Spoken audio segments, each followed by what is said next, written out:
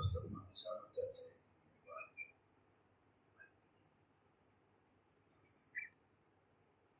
അതിന്റെ 6-ാമത്തെ വാക്യത്തില് സിംഹാസനത്തിന്റെ 4 ജീവികളുടെ നടുവിലും മുപ്പന്മാരുടെ മധ്യത്തിലും ഒരു കുഞ്ഞാട്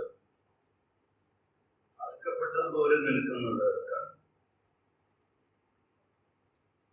ഈ കുഞ്ഞാടിനെ കുറിച്ച് യോഹന്നാൻ പറഞ്ഞപ്പോൾ കേട്ടവരുടെ എല്ലാവരുടെയും കണ്ണ് ഈ കുഞ്ഞാടിന്റെ മേൽ പതിഞ്ഞു. ഇതാ ലോകത്തിന്റെ പാപത്തെ ചുമക്കുന്ന ദൈവത്തിന്റെ കുഞ്ഞാട്. 2 കാര്യമാണ്. ഇത് ദൈവത്തിന്റെ കുഞ്ഞാടാണ്. ദൈവത്തിന്റെ കുഞ്ഞാട്. 2, ഈ കുഞ്ഞാട് പാപം ചുമക്കുന്നതായിട്ട് യോഹന്നാൻ കാണുകയും. ലൂക്കോസിന്റെ സുവിശേഷം 4-ാമത്തെ അധ്യായത്തില് പള്ളിയിലുള്ള എല്ലാവരുടെയും കണ്ണ് അവന്റെ മേൽ പതിഞ്ഞു. എല്ലാവരുടെയും കണ്ണ്. ഇന്ന് രാവിലെ ലോകത്തിലുള്ള വീണ്ടെടുക്കപ്പെട്ട വിശുദ്ധന്മാരായ എല്ലാ ദൈവമക്കളും കർത്തൃമേശയോടുകൂടെ കർത്താവിനെ ആരാധിക്കുമ്പോൾ അവരുടെ കണ്ണ് ഈ കുഞ്ഞാടിന്റെ മേൽ പതിക്കുക. സ്തോത്രം. പോരാ, സ്വർഗത്തിൽ ഈ അധ്യായം സൂക്ഷിച്ചു വായിച്ചാൽ, ഇന്ന് ഞങ്ങളുടെ ഫാമിലി പ്രയറിൽ ഈ അധ്യായമാണ് വായിച്ചത്. അപ്പോൾ ഈ അധ്യായം സൂക്ഷിച്ചു വായിച്ചാൽ സ്വർഗത്തിനും പിതാവിന്റെയും അതുപോലെ തന്നെ പരിശുദ്ധാത്മാവിന്റെയും അതുപോലെ ആ സ്വർഗത്തിലുള്ള എല്ലാവരുടെയും കണ്ണ്, മൂപ്പന്മാർ, ജീവികൾ, അല്ലെങ്കിൽ എല്ലാവരുടെയും കണ്ണ്, അവരുടെ ഒക്കെ കണ്ണ് ഈ അറുക്കപ്പെട്ട ഈ നിൽക്കുന്ന കുഞ്ഞാടിന്റെ മേൽ പതിയുകയാണ്. ഇവനെത്ര വലിയവനാണ് ഈ കുഞ്ഞാട്. ഈ കുഞ്ഞാടാണ് എനിക്കും നിങ്ങൾക്കും വേണ്ടി അറുക്കപ്പെട്ടത്.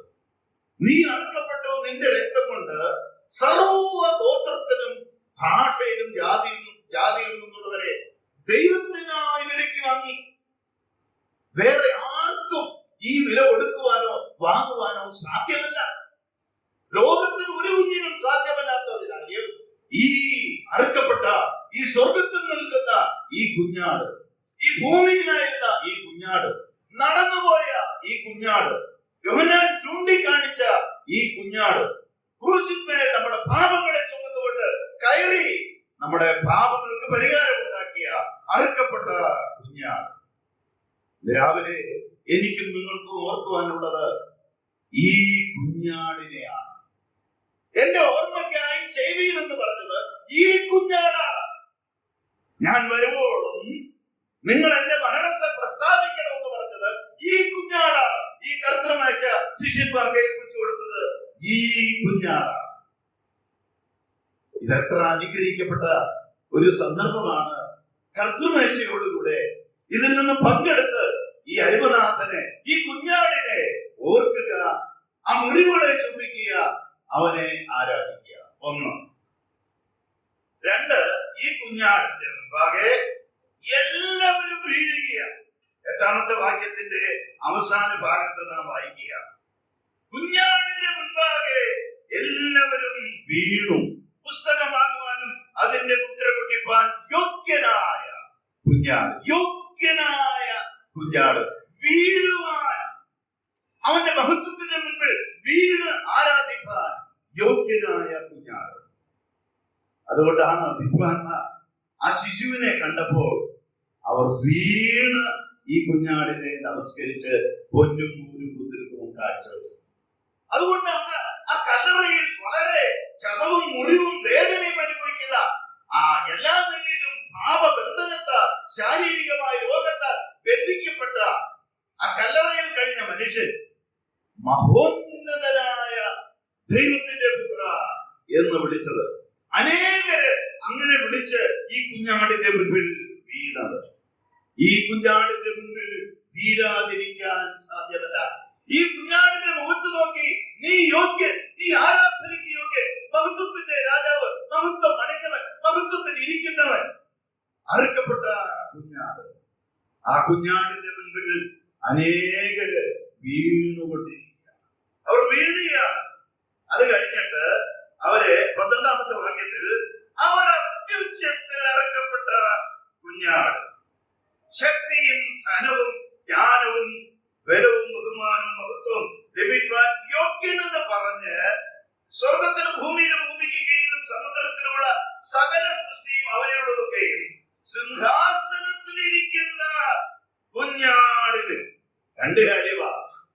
ഈ കുഞ്ഞാട് എവിടെ ഇരിക്കുന്നത്? ഇരിപ്പ് എവിടെയാ?